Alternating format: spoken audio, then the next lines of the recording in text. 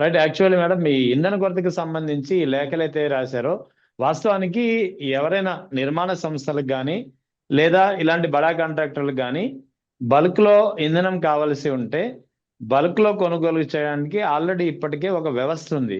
ఆ వ్యవస్థ ఏంటంటే, ఇప్పుడు మనకి రీటైల్లో మనం డీజిల్ లీటర్ 98 రూపాయలు కొంటున్నాం ఏపీలో. అదే బల్క్ లో వీళ్ళు డైరెక్ట్ ఐఓసీల నుంచి, అంటే డైరెక్ట్ కంపెనీల నుంచి కొనుగోలు చేయవచ్చు. ఆ వ్యవస్థ ఉంది.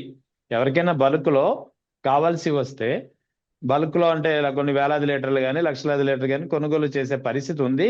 అది నేరుగా కంపెనీల నుంచి కొనుగోలు చేయాలి. కానీ అప్పుడు బల్క్ అది కమర్షియల్ యూసేజ్ లోకి వస్తుంది కాబట్టి లీటర్ 153 రూపాయలకి కొనాలి. మనకి రీటైల్లో ఎస్ సార్. దొరికేది 98 రూపాయలు. సో అక్కడ అవును సార్. 55 రూపాయలు లీటర్ కి ఎక్స్ట్రా చెల్లించాల్సి వస్తుంది.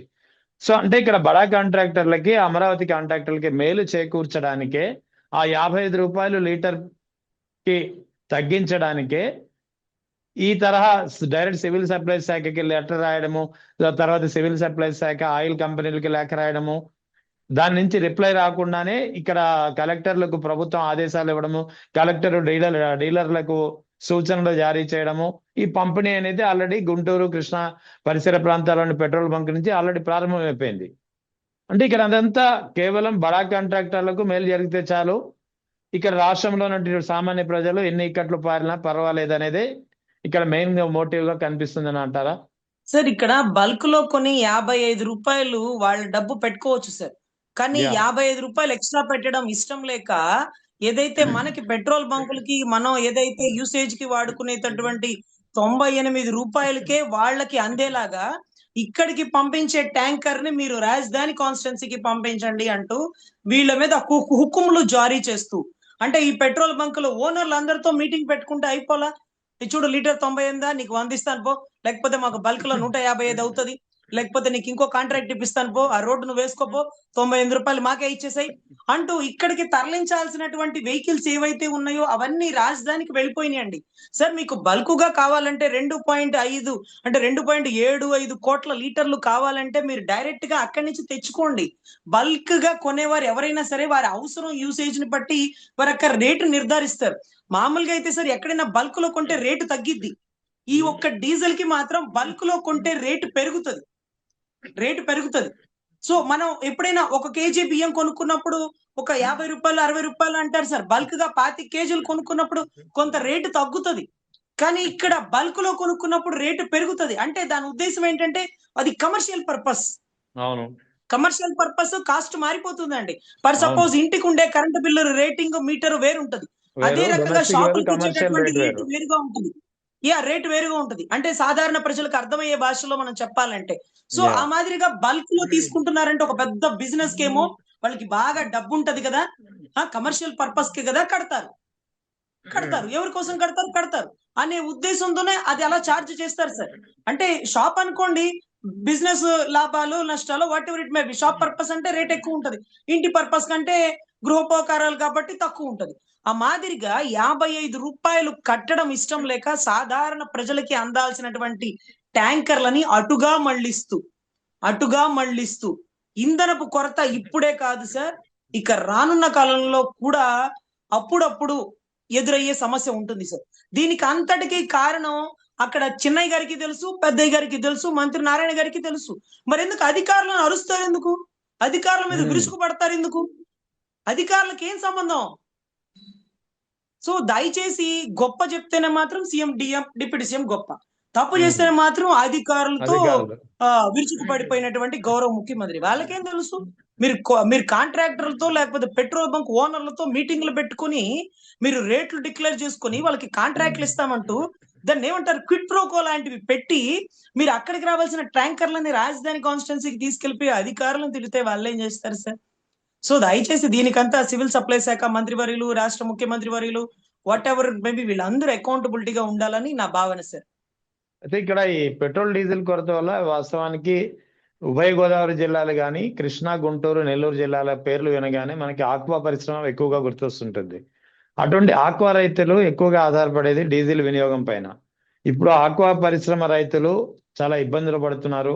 మరోవైపు ఇప్పుడు పంట చేతికొచ్చే సమయం కోత సమయం. సో రైతులు కూడా, సాధారణ రైతాంగం కూడా, వరికి సంబంధించినటువంటి రైతులు కూడా ఇబ్బందులు పడుతున్నారు. సమయానికి డీజిల్ దొరక్క, ట్రాక్టర్లకు సంబంధించి ఆ రవాణా సదుపాయం లేక అటు ఆక్వా రైతులు, ఇటు రైతులు ఇబ్బంది పడుతున్న పరిస్థితి డీజిల్ కొరత వల్ల. సార్ రాష్ట్రం అంతా ఇబ్బంది పడినా పర్లేదు సార్, రాజధాని కాన్స్టిట్యున్సీలో మాత్రం పని ఆగకుండా వెళ్ళిపోతుంది సార్. అక్కడ ఏ ప్రజలు ఉన్నారో, ఎవరిని ఉద్ధరిస్తున్నారో, ఎందుకు అంత కంగారు పడుతున్నారో అదంతా కూడా మనం మాట్లాడలేని పరిస్థితి. కానీ 55 రూపాయలు ఎక్కువకి ఇచ్చుకుంటే మీకు కూడా దొరుకుతుంది కదా, బల్క్ గా ఇస్తారు కదా అవును. ఇంధనం. అంటే యుద్ధ సమయంలో కూడా మనకి ఇబ్బంది లేదు కదా. 55 రూపాయలు ఎక్స్ట్రా కట్టడం ఇష్టం లేక ఈ రోజు రాష్ట్రంలో ప్రజల మీద పెనుభారం వేసినటువంటి మిమ్మల్ని ఎలా చెప్పుకోవాలి సార్? చాలా దారుణం సార్. ఇంధనం కొరత అయితే అనుకోవచ్చు, ఇంధనం కొరతని సృష్టిస్తున్నారు. సో దీనికి అంబులెన్స్లు ఆగిపోతున్నాయా, వరి కోత మిషన్లు ఆగిపోతున్నాయా, నీళ్ళలో ఉండే చేపలకి ఆక్సిజన్ అందక అక్కడ వాటికి సంబంధించిన మిషనరీలు పనిచేయక ఇబ్బంది అవుతుందా? అందులోనూ దీంట్లో కూడా రికమెండేషన్ లెటర్లు వచ్చేసినాయి సార్, మీకు తెలుసో లేదో. మన వెహికల్ సింబల్ కి మీద పసుపు కలర్ స్టిక్కర్ ఉండదు, ఆ స్టిక్కర్ల దగ్గర ఆగకుండా కొట్టేయండి, ట్యాంకర్లు ఫుల్ చేసేయండి అంట. అదేంటది? ముందు కార్కి 12 లీటర్లు కొడతాను, 5 లీటర్లు కొడతాను, 8 లీటర్లు కొడతాను అనే డీల్ జరిగిందే. మరి ఆ వచ్చిన కార్కి మాత్రం ఆపకుండా ఫుల్ ట్యాంక్ ఎందుకు చేసినారు? అతను అడగలేదు కదా. పోనీ అతను అడిగాడు అనుకో, మేము కూడా అడిగినాం కదా, దానికి ఎందుకు ఇచ్చినారు, మాకెందుకు ఇవ్వలా? పోనీ గవర్నమెంట్ ఎంప్లాయీస్ కంటారా, వాళ్ళు ఉద్యోగాలు చేయాలి కాబట్టి తప్పదు. మరి వాళ్ళకి కొట్టినప్పుడు మాకెందుకు కొట్టరు? అంటే అక్కడ పచ్చ స్టిక్కర్ ఉంది అందుకే కొట్టేస్తారా? స్టిక్కర్ పీక్ అవతలేస్తామని కూడా 2-3 పెట్రోల్ బంకర్లో చెప్పడం జరిగిందండి. స్టిక్కర్ పీకేస్తాం, ఎక్కువ తక్కువ చేస్తే వాళ్ళకి ఎలా కొడితే మాకు అలాగే పెట్రోల్ కొట్టండి అంటూ సాధారణ ప్రజలు కూడా ప్రభుత్వం మీద తిరగబడ్డారా, పసుపు స్టిక్కర్ మీద తిరగబడ్డారా, whatever it may be sir. ప్రజల్లో మార్పు వచ్చింది, ప్రజల్లో చైతన్యం వచ్చింది. ఇంకా ప్రభుత్వం 3 ఏళ్లు ఉండగానే తిరుగుబాటు వచ్చింది. స్టిక్కర్ పీకేస్తామంటూ వచ్చేసినారు, ప్రజలు తిరగబడ్డారు. 4-5 పెట్రోల్ బంకుల దగ్గర కూడా అతనికి ఏంటి ఫుల్ ట్యాంక్ కొట్టారు, మాకేంటి కొట్టరు, ఏంటి ఏంది ఏంది అంటే మాట ఎక్కువైపోతే కెమెరాలో బంధించేస్తారని నోరు మూసుకొని వెళ్ళిపోతున్న పరిస్థితి ఉంది సార్. సో తిరుగుబాటు బిగిన్ అయింది, తప్పుని ఎవ్వరు ఉపేక్షించట్లా, ప్రతి ఒక్కరు ప్రశ్నిస్తున్నారు. మీ రాష్ట్ర అంటే అందరికీ సంబంధించినటువంటి రాష్ట్ర రాజధాని కట్టాలనుకుంటే 55 రూపాయలు ఎక్స్ట్రా పే చేయండి సార్. పెట్రోల్ కేమి, ఇంధనంకేమి కొరత లేదు, డీజిల్ కేమి కొరత లేదు. మీరు కొనుక్కోవడానికి కక్కుర్తి పడుతున్నారు. మీరు కొనుక్కోవడానికి 55 రూపాయలు మీరు మిగలబెట్టుకోవడం కోసం పౌర శాఖరాలకి సిఆర్డిఏ లెటర్ రాస్తుందా? పౌర శాఖరాలు ఇంధనాల శాఖలకి లెటర్ రాస్తారా? సాధారణ ప్రజలకు రావాల్సినటువంటి ట్యాంకర్లు రాజధాని కాన్స్టిట్యున్సీకి తరలిచ్చేస్తారా? 2.75 కోట్ల లీటర్లు అప్పుడే రాజధానిలో పెట్టుకుని ఏం చేస్తారు? అదేమన్నా నీరా? మీరు స్టోరేజ్ చేసుకోవడానికి కనపడేలాగా? డీజిల్ లోపల ఉంటది సార్. తేడా పడితే అంత డీజిల్ ఒకే చాట స్టోర్ అయింది అనుకోండి, మానవ బాంబు కంటే దారుణంగా తయారవుతుంది. ఎక్కడన్నా పోతా డ్రోన్ కెమెరాల నుంచి ఏదైనా కింద పడింది అనుకోండి, సరదాగా ఏదైనా బ్యాంక్ అంటే వెహికల్స్ దగ్గర సిగరెట్ తాగుతా వేసినారు అనుకోండి, ఎంత తేడా పడుతుంది? ఇంతకీ ఆ డీజిల్ ఎక్కడ దాచినారు, ఏ ఊర్లో దాచినారు, ఎక్కడ తవ్వినారు? సో ఇవన్నీ కూడా చాలా డౌట్స్ ఎరేజ్ అవుతున్నాయి సార్. ఎనీవే, ఎవిడెంటరీగా పట్టించినటువంటి సజ్జల రామకృష్ణారెడ్డి గారు అప్పుడప్పుడు మీరు ఎలా ముందుకొచ్చి ఆధారాలు చూపించి ప్రభుత్వాన్ని, ప్రభుత్వ ప్రతినిధులని మీరు అకౌంటబిలిటీగా ప్రశ్నించండి. వారి ఆంధ్రజ్యోతి పేపర్లో రిలీజ్ చేయమని అడగండి. ఈ లెటర్లు కూడా సాక్షి పేపర్లో ఎవిడెంటరీగా వేయండి. పాపం ఇవన్నీ పౌర శాఖరాల సరఫరా మందికి తెలియక అధికారులను తిడుతున్నాడు.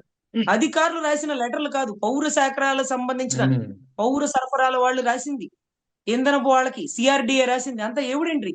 చిన్ని స్థాయి అధికారులు చేయలేరు సార్. ప్రజాప్రతినిధులకి లోబడి చేసినటువంటి ఆ లెటర్లు ఎవిడెంటరీగా బయటకు వస్తే ప్రజాప్రతినిధులు అకౌంటబిలిటీగా ఉంటారని నా ఆవేదన.